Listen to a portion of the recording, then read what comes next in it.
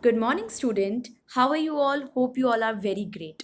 So, today we are going to discuss the interrogative sentence in reported speech. So, as you all know, that we have already done the tense related rules and the pronoun related rules in our previous video. So, in this video, we will see or we will discuss about the interrogative sentence of reported speech. Let's start. So you all know in interrogative sentence means interrogative means a question form of sentence. So basically जब हम question form of sentence करते हैं तो question mark आता है, हम कुछ question put up करते हैं. There are two types of interrogative sentence. हम टू टाइप्स देख लेते हैं इंटेरोगेटिव सेंटेंसेस के. सो इंटेरोगेटिव सेंटेंस के टू टाइप होते हैं. फर्स्ट इज WH क्वेश्चन और द सेकेंड टाइप होता है वो होता है हमारा जो हम नेक्स्ट देखेंगे. अब जब इसमें डिटेल में भी आप पढ़ोगे. So next type is helping verb. So first is WH and next is helping verb. So इस दो तरीके से हम अपने क्वेश्चन पुटअप करते हैं. एक तो WH क्वेश्चन से हम क्वेश्चन पुटअप करते हैं और दूसरा हम क्वेश्चन पुटअप करते हैं with the help of the helping verb. अब हेल्पिंग वर्ब क्या है? Is, am, are, has, have, do, does, did, right. So इन सब के हेल्प से भी हम क्वेश्चन पुटअप करते हैं. और WH क्वेश्चंस क्या हो गए हमारे? व्हेन, वेयर, व्हाई, हाउ, विच, इन सब की हेल्प से भी हम क्वेश्चन स्टार्ट करते हैं. Alright, let's start. Okay, so ये क्या बोल रहा है? Reporting questions means reporting questions are usually introduced by ask, inquire, wonder, want to know. All right, जब भी हम कुछ क्वेश्चंस पुटअप करते हैं तो हमारे बेसिकली पॉइंट यही होते हैं कि हम कुछ पूछते हैं, हम कुछ इंक्वायरी करते हैं, right.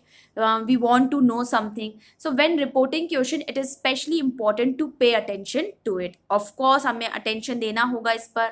Word order. So the word order in reported question is the same as in a statement. So देखो हमने जब statement question किए थे, जब हमने tense related rules किए थे या pronoun related rules किए थे, वहाँ पे भी कुछ statement थे, right? जो भी statement हमें बताया गया था वहाँ पे भी कुछ statement type rules हमने किए थे. सो इसमें भी ये बिल्कुल स्टेटमेंट टाइप के हैं, कुछ ज़्यादा चेंजेस नहीं है. The subject comes before the verb और जो सब्जेक्ट है वो वर्ब के पहले आता है. Look at the examples. Are you ready interrogative sentence है. Are you ready. स्टेटमेंट क्या है? जो स्टेटमेंट है आई एम रेडी, मतलब जो हमने पहले किए थे. तो देखो आई एम रेडी ये पर्टिकुलर स्टेटमेंट है. जब हम क्वेश्चन पुटअप करेंगे तो are you ready. So question में कुछ चेंजेस नहीं है, राइट. अब हम क्या कर रहे हैं? जो सब्जेक्ट है वो वर्ब के पहले पुट कर रहे हैं, right. The subject comes before the verb. So अब देखो क्या था स्टेटमेंट में जो सब्जेक्ट था वो वर्ब के पहले आता था. बट इंटेरोगेटिव में क्या करा हमने? सिर्फ उसका अपोजिट कर दिया. हमने वर्ब को पहले लिया है और सब्जेक्ट को बाद में लिया, मतलब इंटरचेंज कर दी इनकी प्लेस. बस इतना सा ही डिफरेंस हम यूजुअली करेंगे. Next is question in reported speech. She wanted to know if I was ready. Okay, कुछ इस तरीके से क्वेश्चन आएंगे. पंक्चुएशन. पंक्चुएशन मीन्स जो इन्वर्टेड कॉमास और जो commas, full stop, question mark, ये सारे पंक्चुएशन होते हैं. सो पंक्चुएशन का क्या यूज है? Let's see. If the statement is a statement and it with a period, full stop, even if it contains a reported question. Look at the example. अब देखो punctuation क्या होता है. अब पंक्चुएशन को कैसे रिमूव करना है? फुल स्टॉप है तो क्वेश्चन मार्क लगाना है, क्वेश्चन मार्क है तो क्या है? देखो क्या था स्टेटमेंट में हमें फुल स्टॉप तो लगाना था, बाकी और सारे पंक्चुएशन मार्क को हमें रिमूव करना था. In a similar way we have to remove all the punctuation mark in interrogative sentence, means in the reporting question sentence we just remain one punctuation, that is the question mark. Okay, so she asked me what I thought of the new movie. So question containing a reporting. Did she ask what you thought of the new movie? Okay, इसे बहुत detail में अभी करते हैं, confuse होने की ज़रूरत नहीं है. सिंपल है, बहुत ज़्यादा टफ नहीं है, कुछ ज़्यादा इसके टफ रूल्स नहीं है. ये ड्रैग नहीं होता एक्चुअली मुझसे. Okay, so type of reporting question. So अभी जस्ट बताया कि there are two types of reporting question. First is helping verb और सेकंड इज WH क्वेश्चन. आप इंटरचेंज भी कर सकते हो. First is WH question and second is helping verb. So अब टू टाइप के क्वेश्चन से मतलब है कि फर्स्ट तो होता है हमारे येस नो टाइप क्वेश्चन. अब येस नो टाइप क्या होता है? जिसके आंसर्स हमें येस नो में मिले, राइट.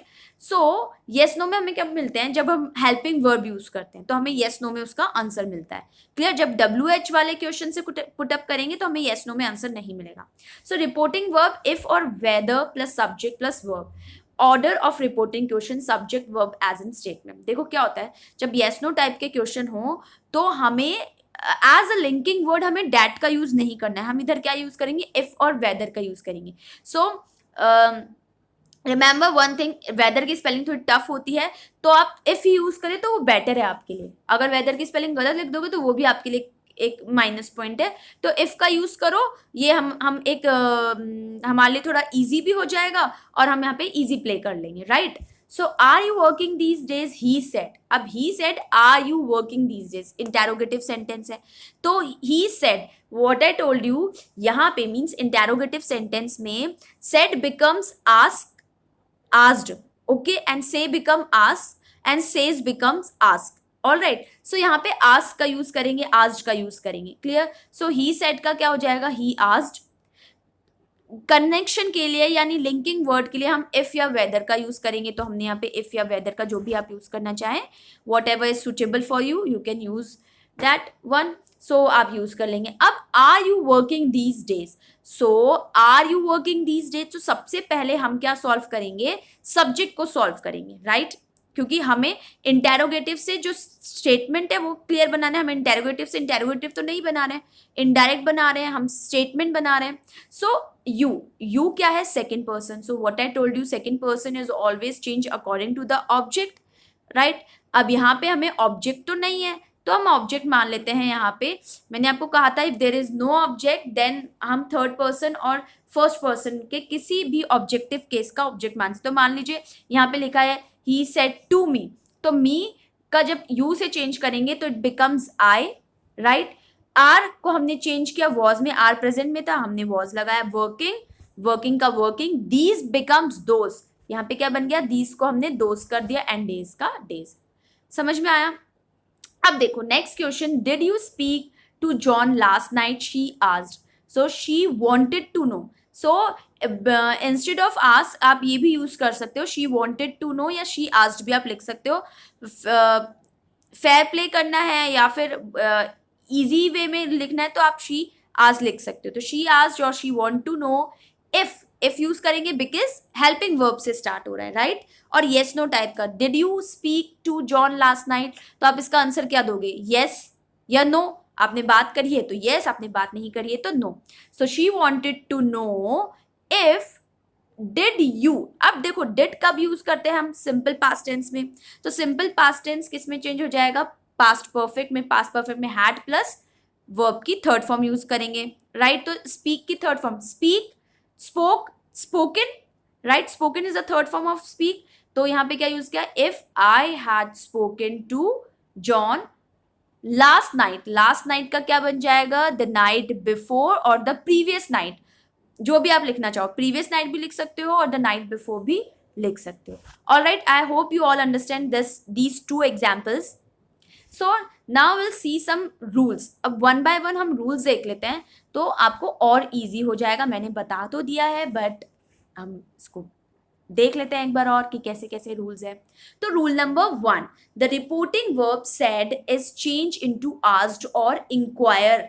तो रिपोर्टिंग वर्ब जो सेड है वो किस में चेंज हो जाएगा, या तो आप आस्क्ड लिख लो या इंक्वायर्ड लिख लो, बोथ आर करेक्ट, आप इनमें से कुछ भी लिख सकते हो। Next is he said to me will you go. अब देखो इसका एग्जाम्पल देखो, he said to me will you go question है, तो he said to me object है तो ही आस्क्ड मी, राइट? हमने चेंज कर दिया इसको, ही आस्क्ड कर दिया। विल, अब विल से स्टार्ट हो रहा है, विल हमारा मॉडल है तो वेदर या इफ हम यूज करेंगे, राइट? विल हमारा हेल्पिंग वर्ब भी है, सो वेदर और इफ में से आप कुछ भी यूज करेंगे। अब यू हमारा सेकेंड पर्सन है, तो what I told you, second person always change according to the object, और the object is here me, तो मी बिकम्स आई। विल को हमने चेंज किया वुड में और गो एज इट इज रहा, सो क्या बना, ही asked me if I would go. Okay, so see the next rule, remove the comma and the inverted commas. ये तो हमें बहुत ज़रूरी है, हमें सारे कॉमा और इन्वर्टेड कॉमास को क्या करना होता है, रिमूव करना होता है, राइट? देखो, in case of question which are introduced by the finite verb और its auxiliaries verb is, am, are, was, were, do, does, did, can, may, will, shall, has, have, had, etcetera.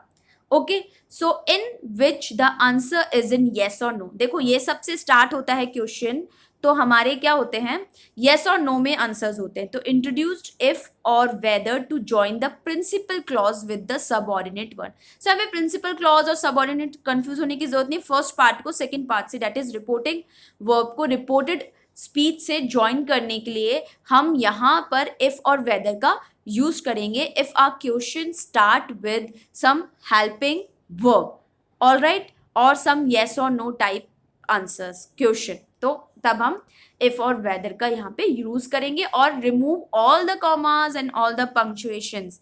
Clear? बस हम एक punctuation यहाँ use करेंगे, that is full stop. So he said to me, have you done your homework, direct में है. So अब इसको कैसे हमने किया, he said me if he asked me if और whether I have you done, right. अब हैव यू डन, तो हैव को हमने हैड में चेंज किया, done becomes done. Your homework, your is second person me में चेंज होगा, me का क्या बन गया, my homework. Clear? So next, see the next example. Mr. John said, is Mr. Gupta at home? So Mr. John said, so Mr. John inquired. Mr. John ने क्या करा, inquiry करी है, तो हमने क्या लिखा, Mr. John inquired. देखो यहाँ पे आप इसको चेंज कर सकते हो, ऑब्जेक्ट नहीं है, बट यहाँ पे inquired आप लिख सकते हो said की जगह. ठीक है, ये हमको लिखना है इंटेरोगेटिव सेंटेंसेस में. सो मिस्टर जॉन इंक्वायर्ड, हमने यूज किया इफ. मिस्टर गुप्ता, अब इज हम सबसे पहले सब्जेक्ट सॉल्व करेंगे, तो mister Gupta becomes mister Gupta because third person में, थर्ड पर्सन में चेंजेस नहीं होते, तो मिस्टर गुप्ता हो जाएंगे. इसका हमने वॉज किया, at home as it is हमने पुट करा. All right, next is in case of interrogative sentence which begin with interrogative pronoun or adverb, right? Adverb like which, what, why, when, where, how, etc. So if the sentence beginning with question word, so inverted commas replaced by question word itself. ठीक है, question word से ही replace हो जाएगा. Okay, so the sentence mean correctively. अब देखिए, he said to me why are you late today. अब देखो, why WH से स्टार्ट हो रहा है, so he said to me, he asked me बन जाएगा. अब यहाँ पे जो हम कंजंक्शन यूज करते थे ना, नॉर्मली कंजंक्शन हमने क्या क्या यूज किए, कंजंक्शन हमने दो तरह के कंजंक्शन थे, डैट का यूज किया, इफ और वेदर का यूज किया. बट जब हमारा क्वेश्चन स्टार्ट हो रहा है WH से, तो हम WH को ही कंजंक्शन मान लेंगे. तो WH का वाई हमने यहाँ पे पुट किया. अब एज यूजुअल जैसे हम सॉल्व करते थे, हम सबसे पहले सब्जेक्ट सॉल्व करेंगे, तो यू क्या है, सेकेंड पर्सन, तो मी के अकॉर्डिंग चेंज होगा, तो me becomes I hair. Are हमने प्रेजेंट में है, पास्ट में किया हमने वॉज लगाया यहाँ पे. लेट का हमने लेट पुट किया. टुडे का क्या हो जाएगा, दैट डे. क्लियर? तो टुडे में चेंज कर दी. Clear? Next is the mark of interrogation, that is question mark, is never written in the indirect form and the subject is brought before verb is an assertive sentence. It means question mark हमें direct में लगाएंगे, but indirect में हम question mark का use नहीं करेंगे, full stop का use करेंगे. इसका मतलब यही है. All right, so the conjunction is not used after the reporting clause. Reporting clause के कुछ वर्ड में कंजंक्शन यूज नहीं होता है. WH है तो बता चुकी हूँ ऑलरेडी. एक दो क्वेश्चन हम और कर लेते हैं इसके. फर्स्ट क्वेश्चन इज डायरेक्ट में है, I said to him where are you going. I asked him where, he, you को हिम में चेंज किया, बिकम्स ही. आर वॉज में एंड गोइंग का गोइंग. क्वेश्चन मार्क हटा दिया. Punctuation all, we remove all the punctuation. All the punctuation means the inverted commas and all. Next is he said to me will you go there. So he asked me if, will है तो if से, तो if I, you का मी में change किया, आई, will को would में, go as it is, और विल यू गो हेयर. यहाँ पे देयर का देयर रहेगा, हेयर का देयर यूज होता है. Clear? Okay, so next question is my friend said to Deepak have you ever been to Agra. Okay, so have you ever been, so my friend said to Deepak, so my friend asked Deepak have से स्टार्ट हुआ है तो हम if use करेंगे if. अब you second person है, दीपक से यूज करा तो दीपक का क्या हो जाएगा यहाँ पे ही। सो उसके बाद क्या यूज करेंगे, हेल्पिंग वर्ब हैव है तो पास्ट में यूज करेंगे had ever been to Agra as it is, हमारा क्वेश्चन हो जाएगा। Next is I said to him did you enjoy the movie. Indirect है, I asked him. If did से स्टार्ट हो रहा है तो इफ। अब देखो एक चीज और है, if the question start with did. अब डिड तो ऑलरेडी पास्ट में है, अब जब वो पास्ट में है तो डिड की कंडीशन में व्हाट वी यूज है, तो डिड अगर जब आता है तो इंस्टेड ऑफ डिड आप क्या यूज करोगे, हैड का यूज आप करोगे। अगर डिड आ रहा है तो remove it and put had plus verb की थर्ड फॉर्म, क्या यूज करेंगे हम, हैड प्लस वर्ब की थर्ड फॉर्म का यहाँ यूज करेंगे। तो did you enjoy the movie, so I asked him, if का यूज किया बिकॉज डिड से स्टार्ट है, okay. Then you becomes he, had हम यूज करेंगे क्योंकि डिड है। इंजॉय को अगर हम थर्ड फॉर्म में चेंज करेंगे तो ईडी लगा देंगे, तो he had enjoyed the movie. Remember one thing, did becomes had plus third form of the verb. और डू और डस से स्टार्ट होता है, डू और डस को हम रिमूव कर देंगे। सो एक और एग्जाम्पल देखो डू और डस का। I said to her, do you know him? So I asked her if use किया, do को हमको रिमूव करना है। आप सबसे पहले you becomes her, her क्या हो जाएगा she, no प्रेजेंट में, न्यू पास्ट में हो जाएगा, हिम का हिम हम यूज करेंगे और डू रिमूव कर देंगे। All right, so I hope you all have must understood the rules of interrogative sentences.